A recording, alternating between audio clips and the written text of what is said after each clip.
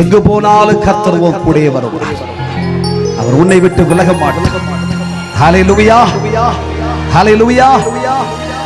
உலகத்துல சுகம் இருக்கிற காலத்துல, சௌக்கியம் இருக்கிற காலத்துல எல்லாரும் நம்ம கூட இருப்பாங்க.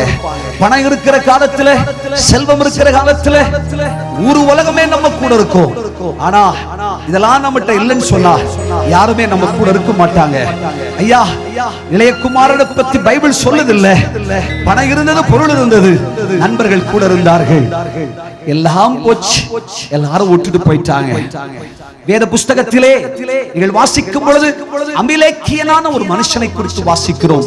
இந்த மனுஷன் யுத்தம் செய்ய பலன் உள்ளவனாக புறப்பட்டு வந்தான். புறப்பட்டு வந்து அமிலேக்கியர்களோடு யுத்தம் செய்ய புறப்பட்டு தாவீதுக்கு எதிராக நின்று கொண்டிருக்கிறார்.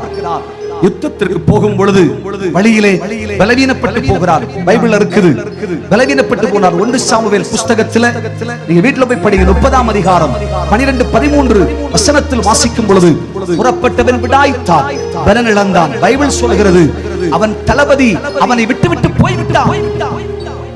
இவன் வழியிலே கிடக்கிறான். தாவீது அவனை பார்க்கிறான். ஐயா, நீ யாரியா? ஏன் இப்படி இருக்க?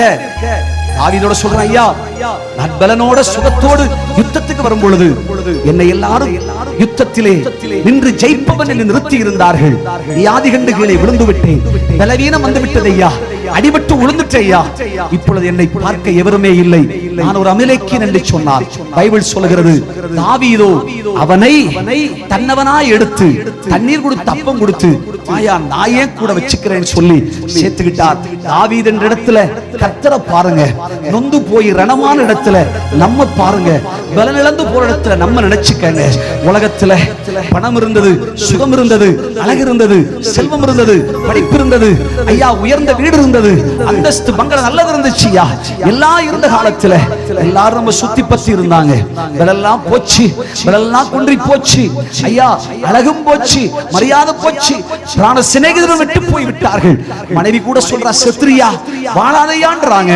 உன்னை பாதுகாத்து உன்னை என்னோடு இரு என்று சொல்லுகிற ஒருவர் கர்த்தராகிய இயேசு மாத்திரம்தான். உன்னை விட மாட்டார். சேர்த்துப்பார், தோள்ல வச்சுப்பார், சத்திரத்து கொண்டு போவார். உனக்கு என்ன செலவழிச்சாலும் செலவழிப்பார். அவர் வரும் வரைக்கும் உன்னை காத்துக் கொள்வார். தேவனுடைய பிள்ளையே, கர்த்தரை நம்பி வந்திருக்கிற தேவனுடைய ஜனமே, அவரோடு இருக்கிற உனக்கு ஒரு பெரிய பாக்கியம் உண்டு. உலகத்துல யார்தான் உன்னை விட்டாலும் அவர் உன்னை விட்டு போக மாட்டார். கர்த்தருக்கு ஒரு கை தட்டு கொடுங்க பார்க்கலாம். யார் கைவிட்டாலும் உன்னை கைவிட மாட்டார்.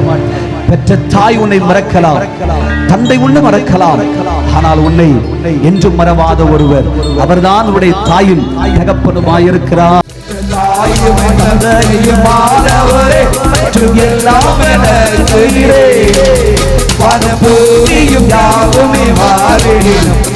வாக்குமாறாதவரே